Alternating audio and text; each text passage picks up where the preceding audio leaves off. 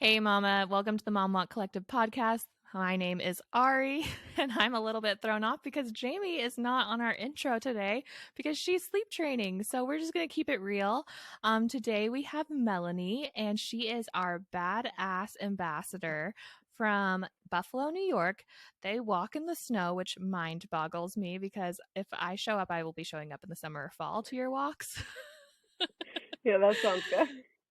Or you guys will be like in shorts and something and I'll be in like a parka, A but it's all parka. good. Yeah. Yeah.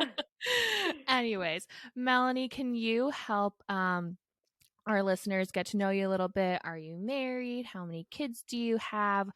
Did you always grow up in Buffalo? Just a little bit of background to get us started. Sure. I am 29 years old. I've been married for a year and a half. But my husband and I have been together for 8 years this year, which is crazy. Wow. Um, I know. We both grew up in Buffalo, but we both grew up in a suburb outside of the city in Orchard Park. He was a senior when I was a freshman, so I knew who he was, but like didn't know him, and we actually didn't meet Oh. until after I was in college and stuff. But yeah, we So have did you one son. crush? Yeah. Did you have a crush on him? I didn't really know him that well. Like I knew who he Okay. was because he to know him you would understand, but like he is so loud and obnoxious that like he was like that person that everyone knew who he was, but I didn't like personally know him. You know what I mean? It sounds Yeah. creepy when I say Yeah. it, but yeah. I get it. So I get it. Okay. yeah, so we got married actually very Buffalo. We got married on 716 Day, Mm. which is our area code here, and it became kind of like a little holiday.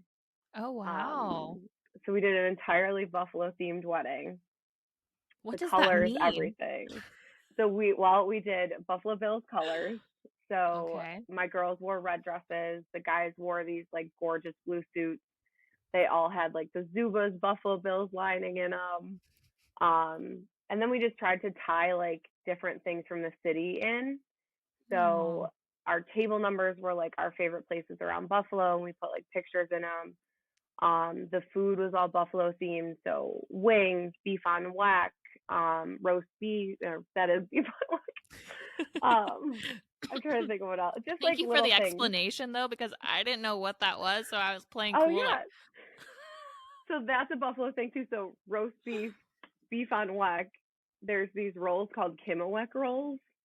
Don't okay, know okay. why they're like famous to Buffalo, but they are. So they call them beef on whack, and you're trying to find them the best sandwich, like wherever you go, and it's just like a delicacy. Oh, I So, which am have you ever heard excited. of? Have you ever heard of sponge candy? No. Okay, so sponge candy is like this airy sponge-filled sugar candy, and it's covered in chocolate, but it like melts in your mouth. It's so good. So we had like Mm. sponge candy as desserts, krushikis, which are like a Polish dessert. Like, yeah, Whoa, it was whoa. fun. I feel like I need to go on a food tour and go to Buffalo. When you come, we can do that because there's so much good food here. I'm down. But We're yeah, planning on so going out to New York in the fall, so I'll be hitting you up because I'm that would be like, awesome. I love food. Anyways. Oh, so good. But yeah, so we got married. Um, and actually, it's kind of sad, but shortly after, about a week after we got married, my dad passed away. Um, and then we found out we were pregnant a few weeks later. So that was kind of like A a little bit whirlwind. mind blowing. Yeah. But now Maverick's here and he's 9 months old and he's the coolest little kid ever. Like we love him so much. Oh, and So what's his exact birthday? Because I know he's like a week before or after the twins. May 6th. May 6th, yeah. And then we're Yeah. May 14th. Yeah. He was Oh, due, yeah. my due date was like the 19th. And then I had just a little bit of preeclampsia, like had Mm-hmm. no problems with it my entire pregnancy. And I actually went in for something else. I went in for a fluid check and we like thought we were going home and we brought our bags just in case. I was like, let's just bring them. Like the Smart. nurse in me was like, maybe, just to be cautious. So we took them, and then they were like, "Oh, you had high blood pressure when you got here. Like, you have to stay." And I was like, Hmm. "Okay." But How labor many and weeks were delivery you was at that point? just turned 38, Mm-hmm. Okay. which I was already starting to dilate and like feel things. So I was like, "All right, like maybe we'll have a baby, maybe we won't." And they made me do a 24-hour urine collection, which Hmm. being a nurse, I was like, oh, okay, like I've done this a million times. They're the most tedious thing as a nurse because you have to go into the bathroom every time after the patient pees and dump their urine into this like giant red jug. Yeah, and you have to keep it Ooh. on ice too Oh. because it has to stay cold. If the pee gets warm, it's no good. So you have Whoa. to like Things you learn. oh, so you have to like continually put the ice in and keep it cold. And they were like, every time I would go, I would just do it myself because I knew how to do it. And they were just like, "Where's all your urine?" I was like, "Oh, I just put it in the jug." They're like, "You're not supposed to do it. Like, can you stop working?" I'm like, "I'm sorry. Oh. Were these your I coworkers? can't." Did you know them? No, I delivered at a different hospital because I did not want to know. Smart, smart. I was like, "I've worked here for too long. Like, I don't want to see these people." You're like, you don't need to seed mine down there. Like, we just can No, keep it no. moving. We'll keep the punani private, yeah. Oh But my yeah, goodness. so it's like 24 hours go by and we're just sitting around. I like have my work laptop. I'm like working on my hospital bed because I feel perfectly fine. I'm not in labor. Like I didn't think I was having a baby.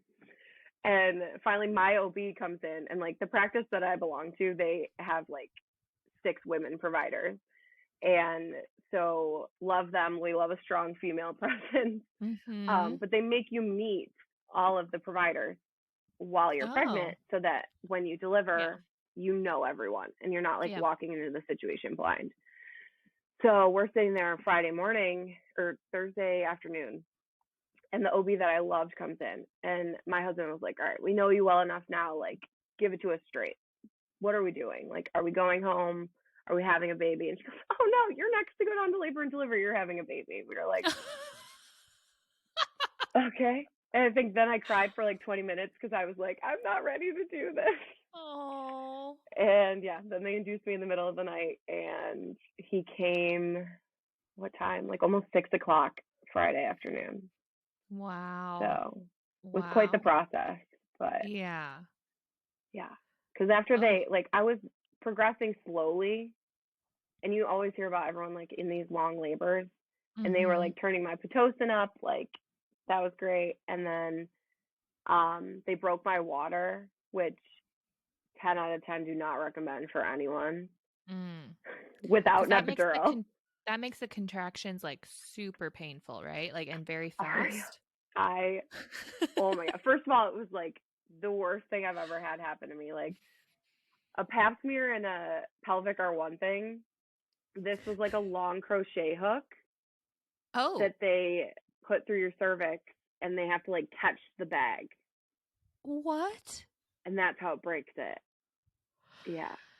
These are things they do not.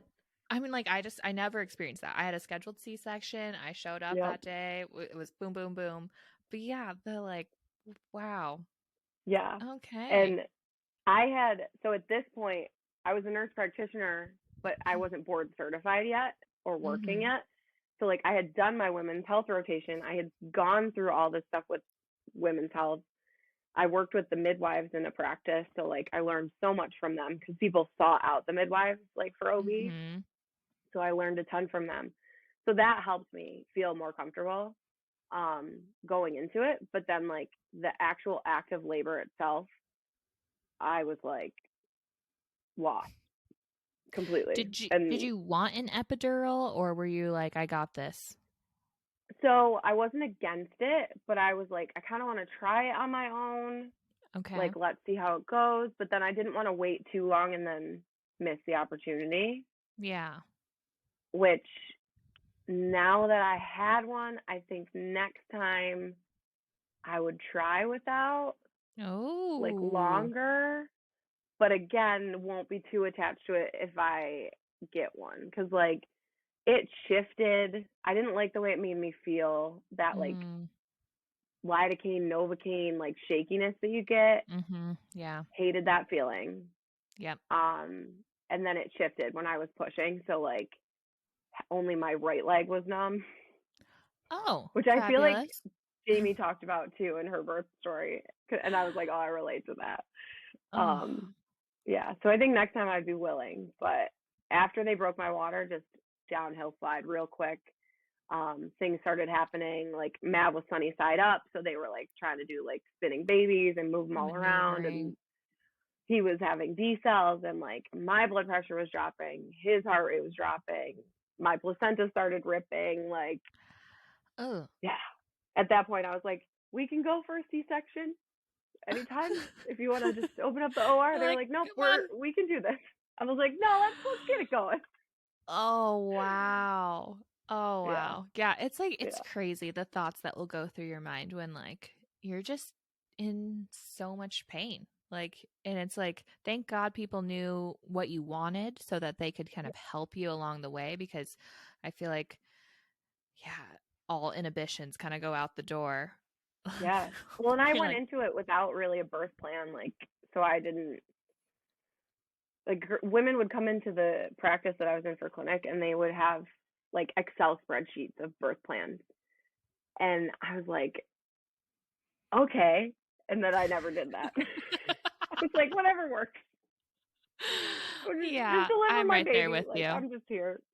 Like, I think my birth So plan was just get these babies out of me healthily at 37 weeks. Like, get them out healthy and let's do yeah, a C-section because I don't want to do both births and then take care of I twins. cannot imagine. I give so much credit to moms of multiples because I could not imagine. Like pushing one out was hard enough. Then having to push a second one out, nah. See you in a week. Like keep that See one what I inside. mean? We'll catch ya. There was Oh, just I yeah. was just learning all about. I can't remember what they're called, but it's a type of twins where you get pregnant when you're already pregnant. Oh, yeah. Mm-hmm. Did There's you a hear special about name this? for it. Yeah, you can Yeah, get like I can't pregnant think of for the like name. 3 months after you were already pregnant. So there's two babies in you, but they're Yep, different ages. And you yep, still have to deliver them both at the same time because it's unsafe yep. to just deliver one. Not Yeah. it. Yeah. No. I know. It's crazy what can happen. Okay. So you are a nurse and you work full time. You went back at like 4 months. hmm Um, what was like breastfeeding like and working full time like? So it's complicated. Well, first of all, nursing wise, I work in a corporate office. So I work for a cardiology group inside of another practice. But I work as a triage nurse now. Mm-hmm. So I was working in the hospital. I'll be a nurse 8 years this year. Um, and I was in the hospital for 8 because I was an aide first. Okay. Um, and I was in the ER the most recent, and I was there for 3 years and loved every second of it. Like, love the adrenaline rush, love like Hello, the puppy. intensity. I know. Hey Murph, you coming in? Love the intensity. Like it was great. And then I just got like COVID happened. I got so burnt out.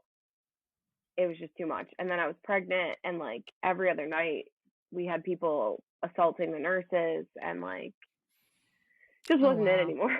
Yeah. Yeah. So I left the bedside. I went to this company. I actually like it a lot more than I thought I would. And it kind of just like opened the doors to all the different things there are in nursing that, you don't think about. Mm-hmm. But so I went back to work. He was 4 months. And the most intimidating thing was pumping away from him because like I had already pumped, but not anything too serious. Like you have a little extra milk, you haven't nursed him, he's in bed, I'll pump before bed. Yeah. This is like pumping all day long. Every 3 hours he's gonna eat. You're like, holy cow. So Mm. then too, it's like I can't leave my desk that often to pump, and technically businesses don't have to pay you for a lactation break, which like Oh. sounds wrong, but if you look through like the New York State handbooks and stuff, it is correct. They have Yeah. to give you the allotted time, but they don't have to pay you for it. Wow. Yeah. So like our policy was like you can take a 30-minute break, but you have to clock out, go pump, and then make up that time on your own. Oh, Right. it's Which not, yeah, it's not designed for no, breastfeeding no, moms. not at all. And I couldn't leave my desk 3 times a day for that long. I was like, and two, when am I going to make that time up? So Mm-hmm. thank God for portable pumps because Mm-hmm. I use that in the morning and in the afternoon. And then on my lunch break, I take my lunch and I go down to the whole office lactation room that is actually a community music room. There's a piano and like, I swear, Really? the first week that I went back to work, I had a migraine every day because it was like the door wasn't open, someone else was using it. Uh, it was it smells like feet. To be Ew. I've bought Ew. like those air fresheners now. Oh my God. Oh, Ew. I know. And I wrote up this whole thing to HR. I was like, this is so bad. Like we're a medical company and we don't have a lactation room. And this is what I'm dealing with. And since then it was better, but it was just like I wanted to quit that day. I was like, I think I'm done. Yeah. I can't breastfeed anymore. I told my husband, I was like, this is it. And he was like, no, like you're fine. You'll get used to it. I did. Things got easier. Um, actually, and one of the biggest things, and I'm sure you experience this too with multiples because there's so many bottles Mm-hmm. and like so much pump parts Mm-hmm. that the sheer volume of that was so overwhelming. Yep. So Yep. actually, I follow Carrie Locker on Uh-huh. Instagram, and Yeah. she posted the one day. She was like, "When I don't have time for drying in between pumping, I use this, and it's the Baby Brezza like sterilizer dryer." Uh-huh. And I was like, "I got to do it." Changed my life. Like Mm. actually changed my life. I love this thing. I use it every single day, multiple times a day. Yeah. It's like my number one recommendation for no free ads, but I basically told my husband, I was like, look, if I'm doing all of this, you're in charge of the cleaning. Like you have to step it up and make sure you're on top of it because if you're not, like you need to be. And my I husband know. records this podcast, so honey, I love you. Sorry. um Yeah, I just always wondered that because I work full time, but I work from home and I also didn't go back to work until the babies were 7 months. And so Okay. um yeah, I just even when I was on maternity leave, pumping is a lot because not Mhm. only are you breastfeeding, but then you're pumping afterwards, or you're Mhm. choosing not to feed them during that feeding time. And you're choosing to pump so that way you have a stash and then maybe they get what you already had pumped or they get formula. And it's like this whole like vicious cycle of like, how am I going to manage all this plus working? Right. And let alone like, man, before the days where they had portable pumps and you had to be like Oh, I plugged know. into a wall, like Mhm. it's just isolating. Well, and it's And like I know, and I said this to our HR department too. I was like, I know the grass isn't greener on the other side because like the women I used to work with in the ER would pump in a closet in the ambulance bay. Like mm, I know it's worse, but it's like that's not acceptable anymore. Like we need to yeah, do better for moms and working yeah, moms and moms everywhere. So, absolutely. yeah. Absolutely. And it's funny because both California and New York are two of the most friendly states for moms, and maternity leave and all of that, but still really haven't hit the bar on the whole breastfeeding and pumping. Okay, so when we talked previously, you talked about wanting to become a lactation consultant. Where are you at with that? I am almost done with the course itself. Um, and then I have to take the certification exam. But let me tell you how much I am learning. Yeah, I want to hear like Holy what are the cow. things you've never heard before? Like what's the TMI that moms need to know? Hmm. That one's hard. I feel like, well, for one, everything that I got taught in the hospital by lactation consultants, I don't want to say it was wrong because like maybe it was right when they were Outdated. trained. Is it Yeah, outdated? Okay. very outdated. So like we were just doing the proper like latch assessment. So like going into the home, seeing a mom latch the baby, trying to find like where our problems are that we can help fix. And some of the things that they had them like critique, people were telling me to do in the hospital. So I was like, Mm. oh, okay. Like, what is the right way to check to make sure that they're latched? So there's like a whole checklist, but they're initially looking for when you bring baby to breast, it's nose to nipple, so like Mhm. baby's even with that, and then tummy to mummy. I'm like testing myself already. I know. I'm like, pop Tummy to quiz. mummy. Hello. And I want to say their hips are supposed to be like out wide, which also helps with digestion, weirdly Mm. enough. Okay. Um, but like thinking of how I learned how to do it was not that. And I struggled in the first like month or two because I have very flat nipples. Like, hello world, I have flat nipples. Um, so I had to use a nipple shield, or I thought I had to use a nipple shield Mm. the whole time. And so that's like how we started breastfeeding. And then I had to wean him off of the nipple shield. It's just like, I feel like if I have a second, like it'll be so different. Oh, well, you'll be like so well educated. And I think, we talked briefly. We're going to have you on for multiple conversations on the podcast because you have a lot you can share. And the one that, like, we talked about was postpartum depression and dealing with just depression, anxiety. But also, when you become a certified lactation consultant, we're going to have you on and be like, all right, let's go. Come on, show us, like, Dumb. how do I'll we have do my it? like felt boob and they use a teddy bear in these videos. They have like a little teddy bear and they're like, Perfect. That oh, it's that great though. It is. It's fun. it's got to be really rewarding. Like once you get on the floor and are able to like help these moms. Like I remember I struggled with Harley latching. And Graham, he had a shallow latch, so we were concerned he had like a tongue tie. Mhm. Um but once you can get them latched, I remember we met with the lactation consultant outside of the hospital afterwards.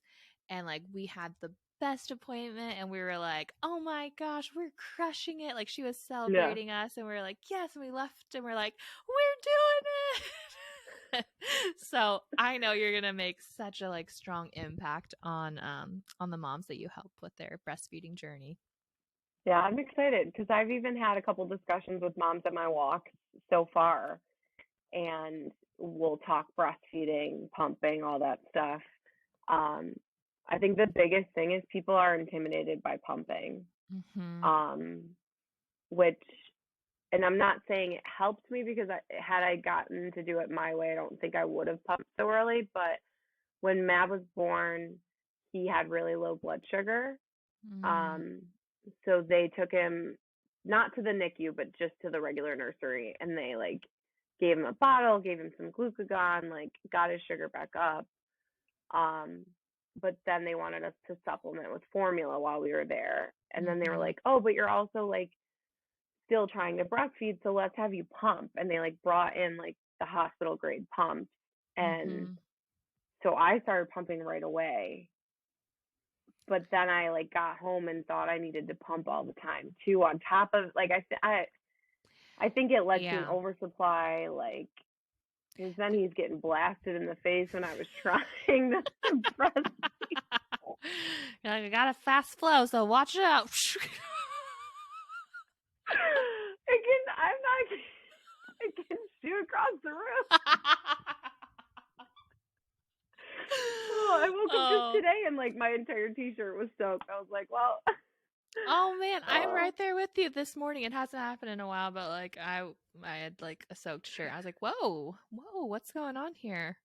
I had an We think event on Friday and we happened to be talking about breastfeeding, and the one mom was like, I can't wait until I'm done and I can be bra free and bred. And I was like, you wear bras to bed? That's a thing that keeps your milk in?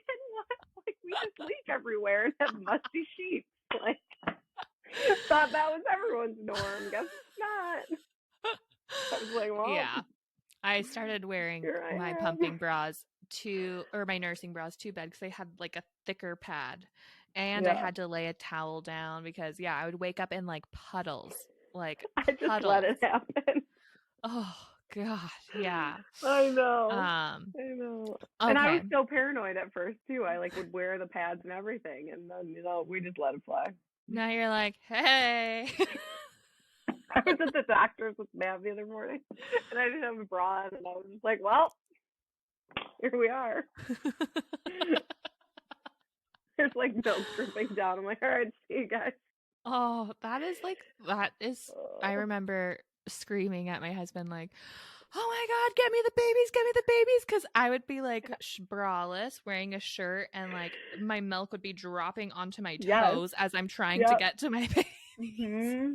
Or I'd be changing a diaper, like his diaper first thing in the morning, and there's just milk like pouring out on this changing table. And then you're like, buddy, I don't want it to be wasted, but so you're like, look at that. No, just kidding. I'm just kidding. I don't know where that came from. 21st birthday. Oh, yeah. Yeah. Well, we will wrap up here. It was awesome chatting with you. You are amazing. You are doing a phenomenal job in Buffalo, and I can't wait to come visit and meet the moms in your area. Will you plug your personal social accounts and your Mom Walk social accounts so people can find you? Sure. My personal is MelV66, even though I haven't changed my last name yet. And the mom's is Mom Walk Co Buffalo on Instagram. Awesome. Thank you so much for coming today. If you guys are in the Buffalo area, you need to check out Melanie's walks. You will have a phenomenal time. She always has great sponsors at her walk, so you will definitely walk away with a great coffee, maybe a new mom friend, and potentially some good goodies. So if you don't live in the Buffalo area, though, check out our website, themomwalkcollective.com. Go to our walk finder, type in your zip code, find a walk near you. If we do not have a walk near you yet, go to our ambassador page on our website and apply to become an ambassador. You'll hear back from us on the first of every month. And this was a phenomenal episode. Thank you so much, Melanie. And we love you, mamas. Take care. Bye.